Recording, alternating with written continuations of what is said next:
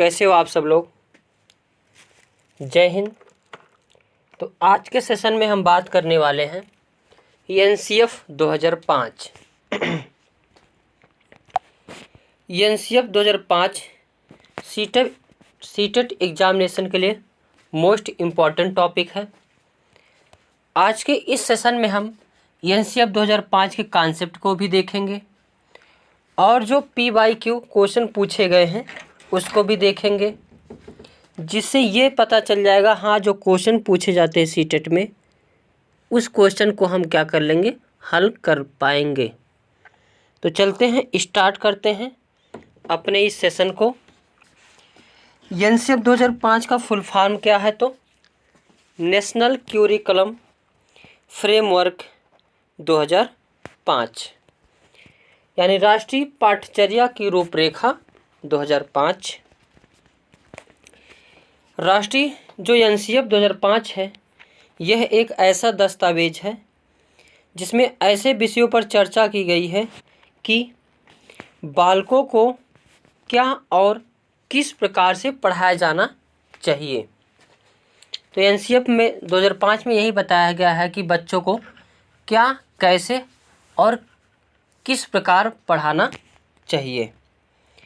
राष्ट्रीय पाठ्यचर्या की रूपरेखा 2005 की उत्पत्ति कहाँ से हुई है? तो रविन्द्रनाथ टैगोर के सभ्यता और प्रगति नामक निबंध से हुई है। ये भी पॉइंट इम्पॉर्टेंट है। और जो राष्ट्रीय एनसीएफ 2005 की रूपरेखा के अनुसार स्कूली शिक्षा पाठ्य पुस्तक केंद्रित ना होकर के बाल केंद्रित होना चाहिए। पाठ्य पुस्तक केंद्रित यानी पाठ्य पुस्तक के अनुसार ही बालक बने हैं, इसका मतलब ये होता है। जबकि पाठ्य पुस्तक केंद्री को नेगेटिव माना जाता है, बाल केंद्रित शिक्षा को बढ़ावा दिया जाता है। तो एनसीएफ भी कहता है कि पाठ्य पुस्तक केंद्रित ना करके बाल केंद्रित किया जाए। और बाल केंद्रित क्या होता है? इसमें हर चीज़ जो है बालक के अनुरूप होगी, चाहे शिक्षा हो चाहे शिक्षण कार्य हो, सभी किसके अनुरूप होगा? तो बालक के अनुरूप होगा। बाल केंद्रित शिक्षा में कहा गया है कि पाठ्यक्रम बालक के अनुरूप हो, ना कि बालक पाठ्यक्रम के अनुरूप। आगे जो इस एनसीएफ 2005 है, इसका अनुवाद कितनी भाषाओं में किया गया है? तो संविधान की 8वीं अनुसूची में दी गई सभी भाषाओं में किया गया है। और संविधान की जो है 8वीं अनुसूची में कितनी भाषाओं का वर्णन है? तो 22 भाषाओं का वर्णन है। तो सभी 22 भाषाओं में एनसीएफ 2005 का वर्णन किया गया है। एनसीएफ 2005 को किसकी अध्यक्षता में तैयार किया गया था? तो प्रोफेसर यशपाल। किसकी अध्यक्षता में? प्रोफेसर यशपाल की अध्यक्षता में तैयार किया गया था। आगे राष्ट्रीय पाठ्यचर्या की रूपरेखा 2005 के मार्गदर्शी सिद्धांत। कौन कौन से मार्गदर्शी सिद्धांत हैं उनको देखते हैं। ये पॉइंट मोस्ट इम्पॉर्टेंट है। पहला पॉइंट है, इस ज्ञान को स्कूल के बाहरी जीवन से जोड़ा जाए, यानी knowledge should be linked to the outdoor life of the school. यानी ज्ञान को केवल ज्ञान ही ना माना जाए, बल्कि ज्ञान को जो है बाहरी चीज़ों से जोड़ा जाए। जैसे बालक मार्केट जाता है, सामान खरीदता है, और यानी मैथ ऐसा पढ़ाया जाना चाहिए जो डेली के यूज से संबंधित हो, या ऐसी कहानी सुनाई जानी चाहिए जिससे उस बालक के अंदर नैतिकता का विकास हो। दूसरा पॉइंट है, पढ़ाई को रटन प्रणाली से मुक्त किया जाए। अब पहले जो है बच्चों को रटाया जाता था, बेटा 2 दूना 4, 2 तिया 6, 2 1 कम 2। तो एनसीएफ 2005 कहता है कि रटन प्रणाली को क्या किया जाए, ख़त्म किया जाए। एक 3 इडियट मूवी है, उसमें जो आमिर खान अच्छा रोल निभाता है, और बताता है कि किताबी ज्ञान केवल नहीं मानना चाहिए, बल्कि शिक्षा से समझ विकसित हो, ऐसा शिक्षा होना चाहिए। पाठ्यचर्या पाठ्यपुस्तक केंद्रित ना हो, जब तब कैसा हो तो बाल केंद्रित हो। विद्यालय में दी जाने वाली शिक्षा को विभिन्न प्रकार की गतिविधियों से जोड़ा जाए। यानी विद्यालय में जो शिक्षा दी जाती है, जैसे केवल उसको जो है ज्ञान ना माना जाए, बल्कि अन्य गतिविधियों से क्या किया जाए, उसको जोड़ा जाए। अन्य गतिविधि जैसे बच्चा कुछ सामान खरीदने जाता है तो मैथ ऐसा होना चाहिए कि इसको डेली यूज से संबंधित हो। अगला, राष्ट्रीय मूल्यों के प्रति आस्थावान विद्यार्थी तैयार किए जाएं। Students should be prepared for national values. राष्ट्रीय मूल्यों के प्रति, यानी अगर संविधान में देखोगे तो उसमें भी लिखा गया है कि हमारे आदर्श व्यक्तियों जो स्वतंत्रता संग्राम में भाग लिए उनके प्रति आदर किए जाए। तो एनसीएफ भी कहता है कि राष्ट्रीय जो मूल्य है उसके प्रति जो है बालक सजग रहे और उसकी जानकारी उसे रहे। जैसे किसी की इमेज होती है, जैसे टीचर की एक इमेज होती है, बाहर कोई धूम्रपान नहीं कर सकता, अपना सादे ड्रेस में रहना, सादे रूप रंग में रहना है। तो ये जो है राष्ट्रीय मूल्य ऐसे राष्ट्र का भी है, वसुधैव कुटुंबकम। तो ये सभी को बातों को क्या करना है, ध्यान देकर जो है बच्चे के अंदर ऐसे शिक्षा देनी है। नेशनल करिकुलम फ्रेमवर्क 2005 का निर्माण एनसीईआरटी द्वारा किया गया। तो किस द्वारा किया गया है, तो एनसीईआरटी द्वारा। एवं इसको पूर्ण करने का कार्य निर्देशक प्रोफेसर कृष्ण कुमार के नेतृत्व में किया गया। और एनसीईआरटी 2005 का लक्ष्य क्या था, तो आत्मज्ञान। क्या है, आत्मज्ञान है। अर्थात विद्यार्थियों को अलग अलग अनुभवों को अवसर देकर उन्हें स्वयं ज्ञान की प्राप्ति करनी होती है। यानी लर्निंग बाय डूइंग, यानी करके सीखने पर। रटन तोता नहीं बनाना है, बालक खुद इससे जो है करके उसको सीखें। राष्ट्रीय पाठ्यचर्या की यानी एनसीईआरटी 2005 के अनुसार हर विद्यार्थी अपनी क्षमता और कौशल के होते हैं। एनसीईआरटी भी मानता है कि विद्यार्थी अपने आप में एक कुशल व्यक्तित्व वाले होते हैं, कुशल गुण होता है। तो हर विद्यार्थियों उसे व्यक्त करने का मौका प्रदान किया जाना चाहिए। बालक के अंदर बहुत सारे गुण होते हैं, उनको प्रकट करने के लिए अवसर दिया जाना चाहिए, मौका दिया जाना चाहिए, ये एनसीईआरटी कहता है। एनसीईआरटी का प्रमुख सूत्र क्या है, तो बिना भार के अधिगम, लर्निंग विदाउट बर्डन। क्या है, लर्निंग विदाउट बर्डन।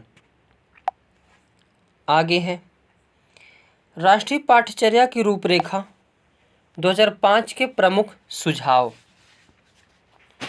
इसमें क्या सुझाव दिए गए हैं, तो बालक सक्रिय है, वह स्वयं से जाने और सीखे और नई चीज़ों को आजमाए, जोड़ तोड़ करे, गलतियां करे और स्वयं सुधार करे। एनसीईआरटी 2005 कहता है कि बालक सक्रिय होते हैं, इनको किसी भी चीज़ को तोड़ने फोड़ने जोड़ने करने के लिए पूरा छूट दिया जाना चाहिए। इससे क्या होते हैं, बालक अच्छी प्रकार या अच्छी से सीखते हैं। आगे पॉइंट क्या कहता है एनसीईआरटी कहता है कि सीखना सक्रिय व सामाजिक गतिविधि है।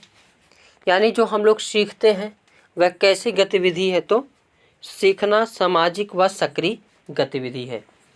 इसलिए बालकों को सक्रिय रखने की बातें करता है कि बालक को सक्रिय होना चाहिए। और सक्रिय शब्द पॉजिटिव भी है, पॉजिटिव टैग वर्ड के रूप में भी प्रयोग कर सकते हैं।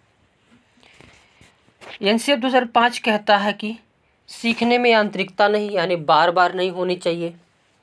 यानी कोई भी चीज़ सीखना हो उसमें बार बार रिपीटेड यांत्रिकता नहीं होनी चाहिए। सीखने को डर और अनुशासन की जगह आनंद एवं संतोष से जोड़ा जाए।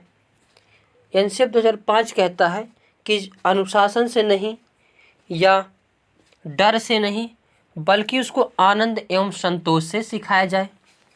बालक कुछ भी सीखने चाहे तो उसको आनंद और संतोष से सिखाया जाए, ना कि डर से सिखाया जाए और अनुशासन में रख के। अगला, एनसीएफ 2005 कहता है कि बालक को स्कूल, घर, समुदाय आदि सब जगह महत्वपूर्ण माना जाए और उसकी भाषा, संस्कृति को भी सम्मान दिया जाए। एनसीएफ 2005 कहता है कि बालक को हर जगह महत्वपूर्ण माना जाए, चाहे घर हो, चाहे स्कूल हो, चाहे समुदाय हो, और जो बालक की भाषा है और जो बालक की संस्कृति है, भाषा और संस्कृति को कैसा किया जाए तो सम्मान दिया जाए। इन प्राथमिक स्तर पर पाठ्यचर्या की सभी गतिविधि भाषा व गणित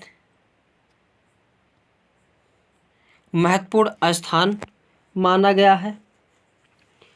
तो जो प्राथमिक स्तर पर बालक होता है, कोई भी चीज़ पढ़ रहा है, कोई भी चीज़ सीख रहा है, उसमें गतिविधि में भाषा और गणित को महत्वपूर्ण माना गया है।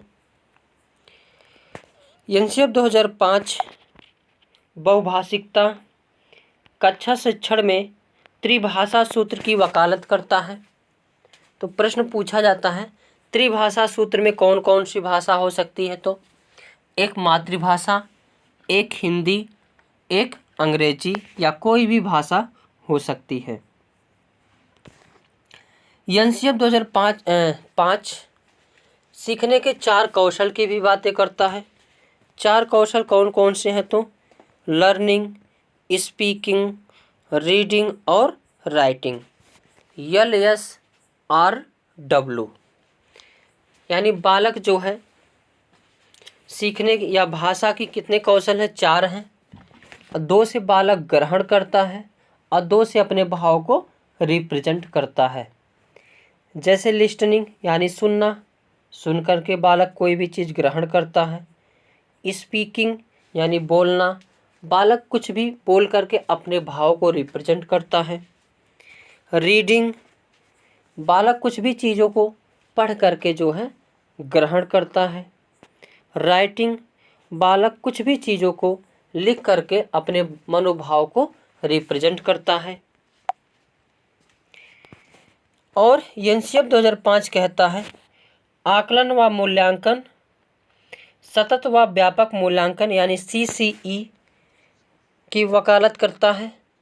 रचनात्मक यानी फॉर्मेटिव असेसमेंट की बातें करता है। फॉर्मेटिव असेसमेंट क्या होते हैं? तो जो हर तिमाही, सप्ताह, मंथली जो बराबर एग्जाम या मूल्यांकन किए जाते हैं उसे फॉर्मेटिव असेसमेंट कहते हैं। और एक मूल्यांकन होता है समेटिव असेसमेंट, जिसको एनसीएफ 2005 नेगेटिव मानता है। फॉर्मेटिव असेसमेंट यानी बार बार मूल्यांकन करना। बार बार मूल्यांकन करने से बालक में जो त्रुटियां होगी उस त्रुटियों को सुधारा जा सकता है। जबकि समेटिव असेसमेंट यानी साल भर में एक बार जो परीक्षा होती है वार्षिक, तो इसमें जो होता है बालक को, अगर बालक फेल हो गया या पास हो गया, उसमें सुधारा नहीं जा सकता।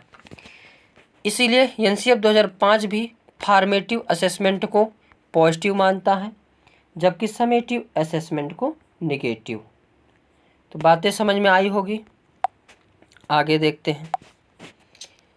क्लास 10th बोर्ड की परीक्षा ऐच्छिक होनी चाहिए। एनसीएफ 2005 कहता है जो क्लास 10th की परीक्षा है वे ऐच्छिक होनी चाहिए, यानी परीक्षा अनिवार्य होना चाहिए। और एनसीएफ 2005 कहता है कि किसी भी प्रकार की सूचना को ज्ञान मानने से बचा जाए। यानी हर चीज़ जो है ज्ञान मानकर बच्चों को नहीं सिखाना है कि बच्चा रास्ते में जा रहे हो पत्ते हिल रहे, ये भी ज्ञान है। रास्ते में जा रहे हो कितने पैर बढ़ा रहे हो इसको भी गिनो, ये भी ज्ञान है। तो हर चीज़ को यानी हर सूचना को ज्ञान मानने से बचा जाए। विद्यार्थियों को दी जाने वाली शिक्षा में शिक्षण सूत्र कौन सा प्रयोग किया जाता है? तो ज्ञात से अज्ञात की ओर, ये भी मोस्ट इम्पॉर्टेंट पॉइंट है। तो जो बच्चों को पढ़ाया जाना चाहिए वहाँ कौन से शिक्षण सूत्र का प्रयोग करना चाहिए? ज्ञात से अज्ञात की ओर, यानी पहले ज्ञात वस्तुओं को बताना चाहिए, उसके बाद अज्ञात वस्तुओं का चर्चा करना चाहिए। मूर्त से अमूर्त की ओर, यानी बालक को पहले मूर्त चीज़ों को के बारे में बताया जाए, फिर अमूर्त चीज़ों के बारे में बताया जाए। जैसे आम पढ़ाना है तो पहले आम को दिखा दिया जाए, फिर आम के बारे में, क्वालिटी के बारे में बताया जाए। सजा व पुरस्कार की भावना को सीमित किया जाए। तो बालक में जो सजा व पुरस्कार की भावना है उसको क्या किया जाए? तो सीमित किया जाए। शैक्षिक गतिविधियों में बच्चों के अभिभावकों को भी जोड़ा जाए। जो शैक्षिक गतिविधियां हैं या शैक्षिक गतिविधियां हैं इसमें अध्यापकों को भी जोड़ा जाए और अभिभावकों को भी जोड़ा जाए। आगे एनसीएफ 2005 कहता है कि पाठ्यक्रम व मोटी किताबें शिक्षा प्रणाली की असफलता का प्रतीक है। यानी पाठ्यक्रम ज़्यादा नहीं होना चाहिए, किताबें मोटी नहीं होनी चाहिए। जैसे हम लोग इंटर में जब पढ़ रहे थे, इंटर की हम लोगों की मैथ की बुकें बहुत मोटी मोटी आती थी, फिजिक्स की बुकें बहुत मोटी मोटी आती थी। तो एनसीएफ कहता है किताबें मोटी नहीं होनी चाहिए और पाठ्यक्रम मोटा यानी विशाल नहीं होना चाहिए। ये सब असफलता का प्रतीक है। एनसीएफ कहता है कि मूल्यों को उपदेश देकर नहीं बल्कि वातावरण देकर स्थापित किया जाए। जो बालक होता है टीचर के हर गुण को एक्सेप्ट करता है, चाहे अच्छा हो या बुरा। तो जिस प्रकार टीचर बालक के सामने रहेगा उसी चीज़ को बालक क्या करता है? ग्रहण करता है। तो एनसीएफ कहता है कि वातावरण देकर यानी इन्वायरमेंट, वातावरण ऐसा बनाया जाए कि बच्चे का विकास जो है अच्छे हो, नैतिकता से परिपूर्ण हो। बच्चों को स्कूल के बाहर जीवन से तनाव मुक्त वातावरण प्रदान करना। एनसीएफ कहता है कि बच्चों को स्कूल के बाहर जीवन से, जैसे घर पे परेशानी जो भी हो, परेशानी के कारण बच्चा पढ़ नहीं पाता है, समझ नहीं पाता है, तो एनसीएफ कहता है जो बाहरी तनाव मुक्त है उससे बच्चों को क्या किया जाए? मुक्त किया जाए। पुस्तकालय में बच्चों को स्वयं पुस्तक चुनने का अवसर दिया जाए। पुस्तकालय जो होना चाहिए कैसा होना चाहिए? तो ऐसा होना चाहिए कि बालक खुद अपने आप जाकर के पुस्तक चुन ले और पढ़ सके, उसकी मर्जी, चाहे कला देखे, चाहे हिस्ट्री पढ़े, चाहे मैथ पढ़े, उसको जिस भी सब्जेक्ट में इंटरेस्ट लगे वह अपने आप से चुन सके। सांस्कृतिक कार्यक्रमों में मनोरंजन के स्थान पर सौंदर्य बोध को बढ़ावा दें। तो एनसीएफ कहता है कि जो मनोरंजन के स्थान पर सौंदर्य बोध को बढ़ावा दिया जाए। कोई भी सांस्कृतिक कार्यक्रम हो, जैसे 26 जनवरी, 15 अगस्त, 2 अक्टूबर में जो कार्यक्रम होते हैं उसके सौंदर्य बोध पर किया जाए। शिक्षकों को अकादमिक संसाधन व नवाचार आदि समय पर पहुंचाए जाएं। जो शिक्षक हैं उनको अकादमिक संसाधन व नवाचार आदि किस पर पहुंचाया जाए? तो समय पर पहुंचाया जाए। जैसे इस समय डिजिटल ज़माना है, डिजिटल से पढ़ाई होती है, तो इस समय जो है टेक्नोलॉजी का प्रयोग हो रहा है। ये सब जो है स्कूलों में कैसे पहुंचाया जाए? समय से पहुंचाया जाए। समुदाय को मानवीय संसाधन के रूप में प्रयुक्त होने का अवसर दें। जो कम्युनिटी है उसको एक मानवीय संसाधन के रूप में बच्चों के सामने रिप्रेजेंट किए जाएं, ताकि बच्चे जो है उसको अच्छी चीज़ें उससे भी ग्रहण कर सकें। मानसिक स्तर एवं योग्यता के अनुसार पाठ्यक्रम का निर्धारण। जो पाठ्यक्रम का निर्धारण हो वह बच्चे के अनुरूप ही हो, बच्चा छोटा हो तो उसका पाठ्यक्रम छोटे के रूप में होना चाहिए। क्या पता बच्चा 1-2 क्लास में पढ़ रहा और उसका सिलेबस बड़ा हो। तो जो पाठ्यक्रम हो वो बच्चे की योग्यता के अनुसार ही हो। शांति शिक्षा को बढ़ावा, महिलाओं के प्रति आदर एवं दृष्टिकोण की भावना विकसित करने का कार्यक्रम का आयोजन करना। एनसीएफ 2005 कहता है कि बालकों को शांति शिक्षा को बढ़ावा दिया जाए और जो महिलाओं के प्रति आदर का सम्मान का भाव प्रकट किया जाए। बालकों के चौमुखी विकास पर आधारित पाठ्यचर्या हो। तो पाठ्यचर्या कैसी हो? बालकों के चौमुखी विकास पर आधारित हो। सभी विद्यार्थियों हेतु समावेशी वातावरण तैयार करना। तो समावेशी वातावरण यानी सभी बच्चे जो है एक क्लास में, जैसे कोई क्लास है उसमें विशिष्ट बालक, विकलांग बालक, सभी बालकों को एक साथ शिक्षा देना, यह समावेशी शिक्षा के अंतर्गत आते हैं। इससे अपनत्व का भाव बढ़ता है, किसी भी बालक में द्वेषपूर्ण भावना नहीं प्रकट होती है। तो एनसीएफ भी कहता है कि समावेशी वातावरण या समावेशी क्लास जो है तैयार किए जाएं। एनसीएफ 2005 में शिक्षक के प्रति दृष्टिकोण, शिक्षक को ज्ञान का स्रोत नहीं बल्कि सुगमकर्ता के रूप में एनसीएफ मानता है कि शिक्षक कैसा होना चाहिए। केवल रट्टू तोता नहीं बनाना है, बल्कि बच्चे कोई भी काम कर रहे हैं उसमें हेल्प करने के रूप में शिक्षक को होना चाहिए, यानी सुगमकर्ता के रूप में होना चाहिए। एनसीएफ 2005 में बच्चों के प्रति दृष्टिकोण, बच्चे के सीखने की गति प्रति अलग अलग होती है। सभी बच्चे सक्रिय रूप से पूर्व ज्ञान एवं उपलब्ध सामग्री गतिविधियों के आधार पर अपने लिए अर्थ का निर्माण करते हैं। तो एनसीएफ 2005 यह भी बताता है कि प्रत्येक बच्चे की गति सीखने की, समझने की, बोलने की सबकी अलग अलग, यानी सभी बालक अपने आप में विशिष्ट होते हैं। तो उनके आधार पर ही जो है अर्थ निर्माण किया जाए। एनसीएफ 2005 5 विधियों पर जोर देता है। कितनी विधियों पर? तो 5 विधियों पर जोर देता है।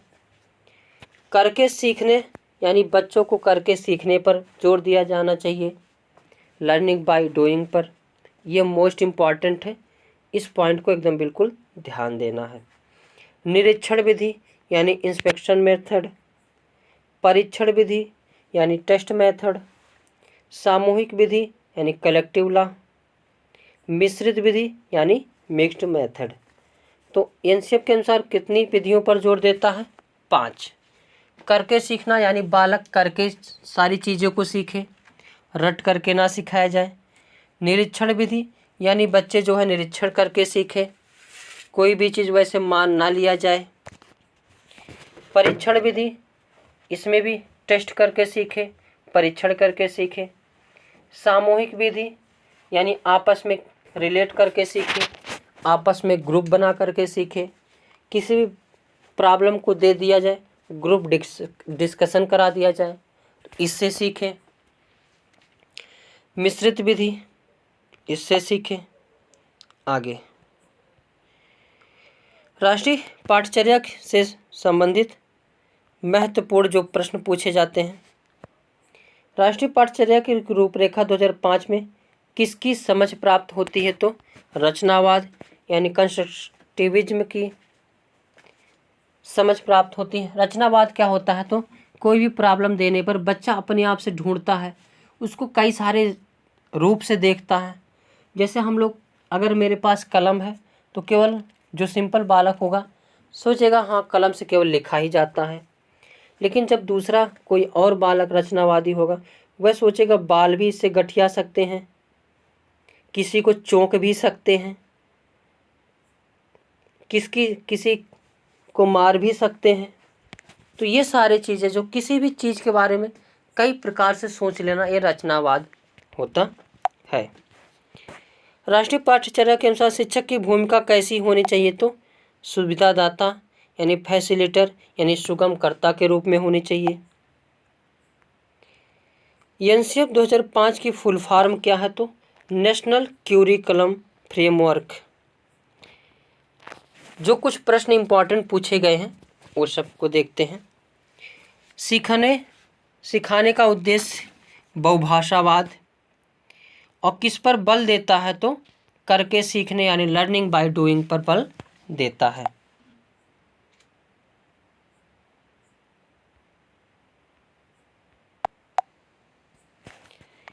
अब उन सभी प्रश्नों को देखते हैं एनसीएफ 2005 से रिलेटेड जो सीटेट में PYQ में पूछे गए हैं। तो इन प्रश्नों को हम देखते हैं।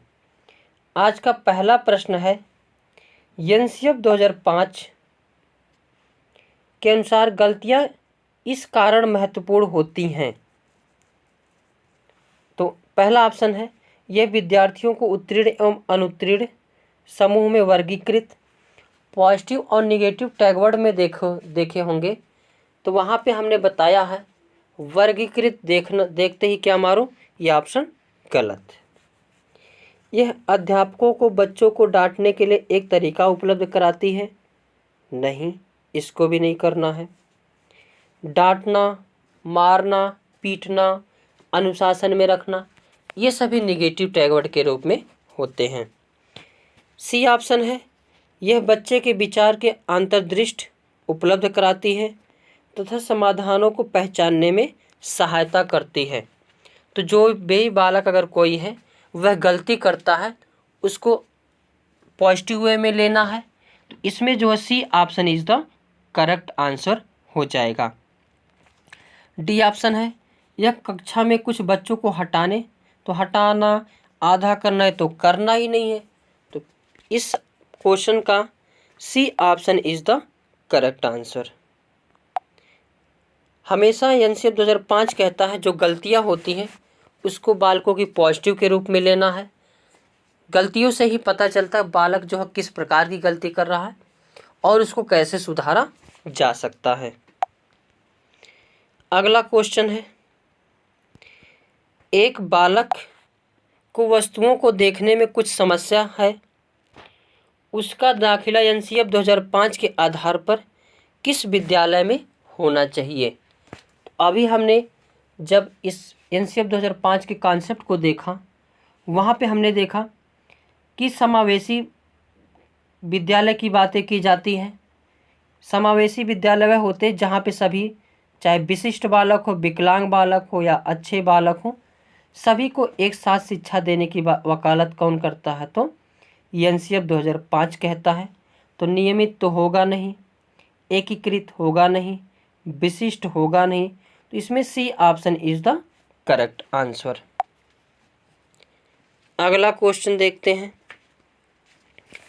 एनसीएफ 2005 ने अपनी समझ से प्राप्त की है। तो इसी में अभी हमने देखें कि उसमें एनसीएफ में जब हमने डिटेल वीडियो देखा तो वहाँ पे कंट्रोवर्सी यानी रचनावाद को बढ़ावा देने की बातें कर रहा है। तो मानवतावाद तो होगा नहीं, व्यवहारवाद होगा नहीं, संज्ञानात्मक सिद्धांत तो जीन पियाजे महोदय हैं। तो जो एनसीएफ 2005 है वह रचनावाद को बढ़ावा देता है। तो इसमें सी ऑप्शन इज द क्या हो जाएगा? करेक्ट आंसर हो जाएगा। आगे क्वेश्चन देखते हैं,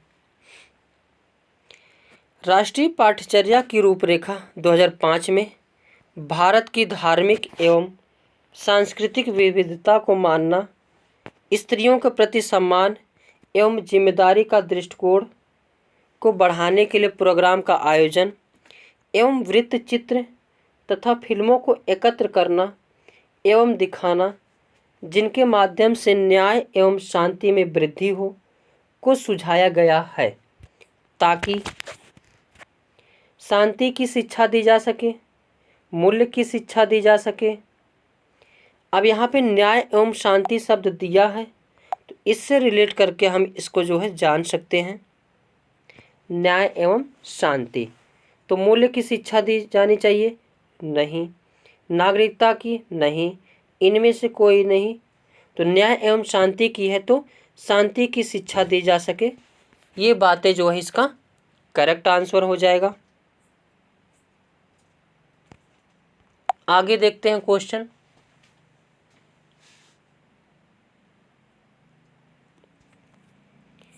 इनमें से कौन सा पाठ्यचर्या एनसीएफ 2005 मार्गदर्शित सिद्धांत नहीं है? तो अभी हमने पॉइंट को देखा, ऊपर वीडियो में कंप्लीट देखा। तो ऑप्शन देखते हैं। ज्ञान को स्कूल को बाहरी जीवन से जोड़ा जाए, ये तो मार्गदर्शी सिद्धांत है, इसलिए ये गलत है। पढ़ाई को रटन, यहाँ पे है रटन, प्रणाली से मुक्त कराना, ये भी है, इसीलिए नहीं।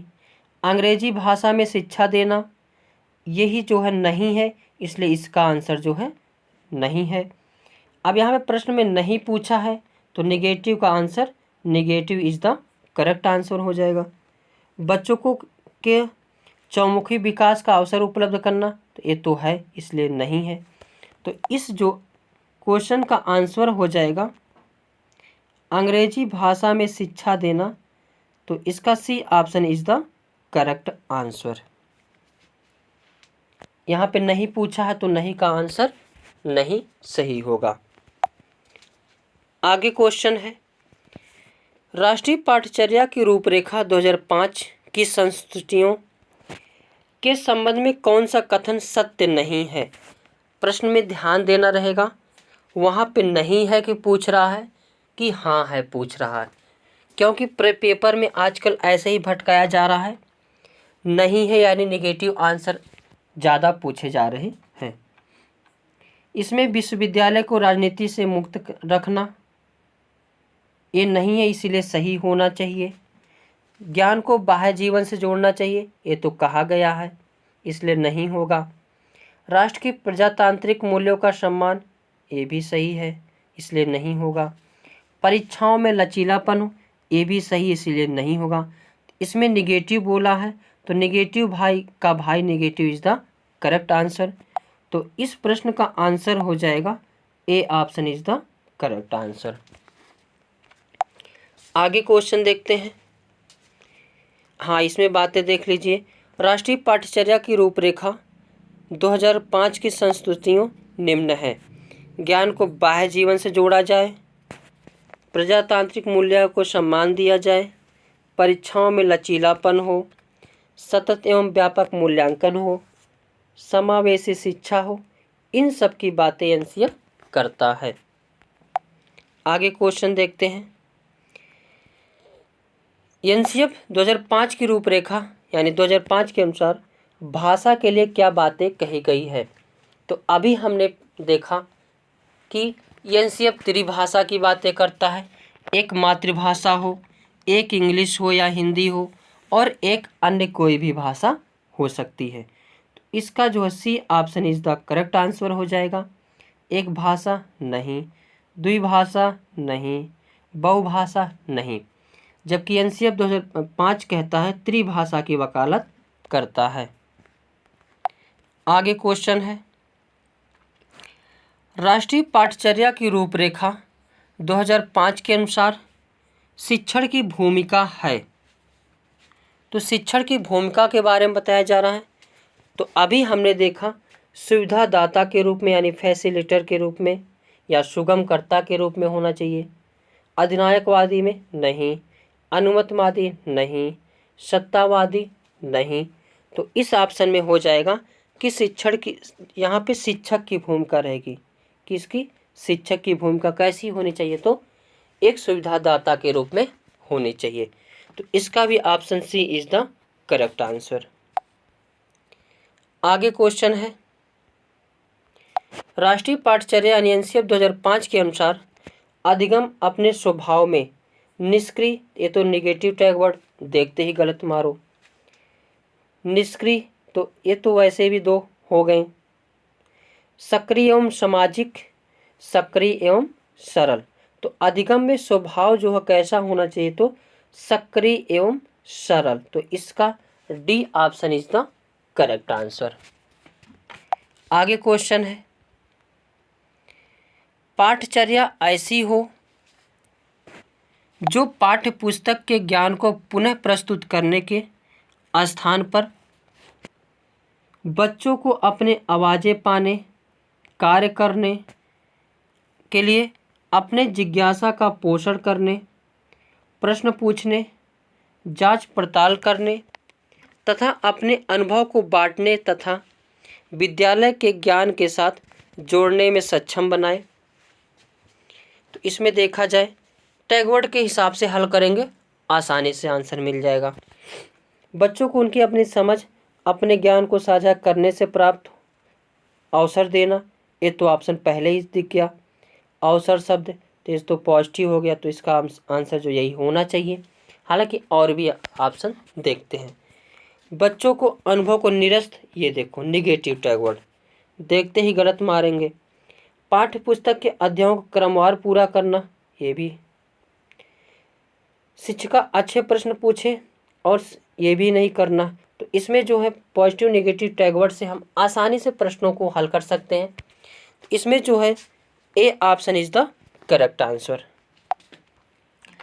अगला क्वेश्चन है, राष्ट्रीय पाठ्यचर्या की रूपरेखा 2005 के अनुसार गणित शिक्षण का मुख्य उद्देश्य है, यानी गणित शिक्षण का मुख्य उद्देश्य क्या होना चाहिए, इसके बारे में बताना है। बच्चों को अंक गणित का ज्ञान देना, बच्चों में गणित के प्रति रुचि पैदा करना, बच्चों में तार्किक चिंतन तथा समस्या समाधान योग्यता का विकास करना। तो अंक गणित का ज्ञान देना गलत, रुचि पैदा करना ये थोड़ा सा हो सकता था मगर नहीं। तो इसमें जो है संवेगात्मक विकास करना, ये भी नहीं। तो C option is the correct answer होगा कि गणित जो है शिक्षण का मुख्य उद्देश्य होता है कि बच्चों के अंदर तार्किक चिंतन और समस्या समाधान की योग्यता का विकास करना है। तो इस का जो है आंसर हो जाएगा सी इज द करेक्ट आंसर।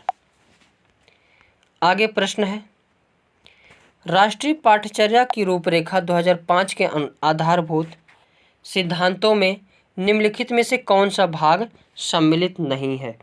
इस बातों को ध्यान रखना है, निगेटिव ज़्यादा प्रश्न आजकल पूछे जा रहे हैं। अच्छी बाह्य परीक्षाओं का आयोजन करना, ये निगेटिव पूछा है। तो अच्छी बाह्य परीक्षा, देखो ये परीक्षा के लिए तैयार व्यार करना निगेटिव होता है। हालांकि निगेटिव है तो निगेटिव का भाई सही ऑप्शन होगा, तो निगेटिव ही पूछा, तो इसका A option is the correct होना चाहिए। और भी ज्ञान देखते हैं, पुस्तक ज्ञान को वास्तविक जीवन से जोड़ना, ये तो सही है इसलिए ये गलत है। पुस्तकों को इतर यानी बाहरी ज्ञान से जोड़ना, ये भी बातें सही है इसलिए ये गलत है। रटने को महत्व ना प्रदान करना, ये भी बातें सही इसलिए ये गलत है। तो क्योंकि इसमें निगेटिव पूछा है तो इसका A option is the correct answer. आगे क्वेश्चन है, एनसीएफ 2005 के संस्कृतियों के अनुसार कक्षा एवं 1 एवं कक्षा 2 के विद्यार्थियों के लिए मूल्यांकन का तरीका होना चाहिए। तो प्रेक्षण के आधार पर, लिखित के आधार पर। कक्षा 1 एवं 2 है तो लिखित नहीं, मौखिक नहीं, प्रेक्षण नहीं, तो लिखित एवं मौखिक परीक्षण के आधार पर। तो C option is the correct answer. आगे क्वेश्चन है, एनसीएफ 2005 के संबंध में निम्न में से कौन सा कथन सही है। वह भारत की विद्यालय शिक्षा के संबंध में एक संवैधानिक संशोधन है, पहला पॉइंट। दूसरा है, यह एनसीईआरटी द्वारा तैयार किया गया दस्तावेज है जो भारत की विद्यालय शिक्षा के संबंध में संस्तुतियाँ प्रस्तुत करता है। तो अभी हमने जब डिटेल से एनसीएफ के बारे में पढ़ा तो उसमें लिखा था कि एनसीएफ 2005 एनसीईआरटी के द्वारा तैयार किया गया है। तो इसमें ए ऑप्शन गलत हो गया, बी ऑप्शन इसमें सही लग रहा है। तीसरा देखते हैं, यह भारत में गुणात्मक ये सब बातें ही नहीं की गई है, तो इसका option B is the correct answer हो जाएगा। अगला क्वेश्चन है, राष्ट्रीय पाठ्यचर्या की रूपरेखा 2005 में शांति शिक्षा को बढ़ावा देने के लिए कुछ क्रियाओं की अनुशंसा की गई है। पाठ्यचर्या की रूपरेखा में निम्न में से किसे सूचीबद्ध किया गया है। तो देखते हैं आंसर। पहला ऑप्शन, महिलाओं के प्रति आदर एवं जिम्मेदारी दृष्टिकोण विकसित करने के लिए कार्यक्रम आयोजित किया जाए। ये तो बातें कही गई है कि महिलाओं के प्रति सम्मान की भावना दिखाई जाए। नैतिक शिक्षा, ऐसी बातें उसमें तो हमने अभी पढ़ा नहीं। शांति शिक्षा को एक अलग अलग तो करना ही नहीं है, देखते ही गलत। शिक्षा को पाठ्यक्रम में सम्मिलित, ऐसे भी बातें नहीं की गई है। तो महिलाओं के प्रति आदर एवं जिम्मेदारी का दृष्टिकोण विकसित करने के लिए कार्यक्रम का आयोजित किए जाए, ये इसमें एनसीएफ में बातें कही गई है। तो इसका A option is the correct answer. आगे क्वेश्चन है, राष्ट्रीय पाठ्यचर्या की रूपरेखा 2005 में बहुभाषा को एक संसाधन के रूप में समर्थन दिया गया है, क्योंकि यह एक तरीका, पहला ऑप्शन है, यह एक तरीका है जिसमें बालक सुरक्षित, ये तो सुरक्षित वाली कोई बात ही नहीं है। भाषागत पृष्ठभूमि, अच्छा थोड़ा सा ये ऑप्शन, थोड़ा सजग रहना, क्योंकि इसमें डी ऑप्शन दिया इसमें से सभी। तो यह एक तरीका है जिसमें प्रत्येक बालक सुरक्षित महसूस करते हैं, ये भी सही बातें हैं। समावेशी भाषा या बहुभाषा, जिसमें सभी लोग एक दूसरे से अपनी भाषा को इंटरेक्ट कर सकते हैं, एक दूसरे की भाषा को सीख सकते हैं, एक दूसरे की भाषा को एक संसाधन के रूप में प्रयोग कर सकते हैं। तो पहला option is the correct answer. भाषागत पृष्ठभूमि के कारण कोई भी बालक पीछे ना छूट जाए, ये भी बात सही है कि एक दूसरे से रिलेट करके एक दूसरे की भाषा को सीखेंगे, एक दूसरे को भाव को जानेंगे, ये भी ऑप्शन सही है। यह बालकों को अपने पर विश्वास के लिए प्रोत्साहन देगा, तो ये भी सही है। तो क्योंकि इसमें ऑप्शन सही है, डी दिया है इनमें से सभी, तो ये ऑप्शन हो जाएगा। अगर ऑप्शन डी नहीं होता तो इसमें जो है option A is the correct answer होगा। हालांकि इसमें ऑप्शन डी दिया है इनमें से सभी, तो D is the correct answer हो जाएगा। तो आज के सेशन में बस इतना ही, और कंप्लीट इसी यूट्यूब चैनल पर आपको सीटेट का कंप्लीट तैयारी मिल जाएगा, तो इससे जुड़ सकते हैं। Thank you for watching.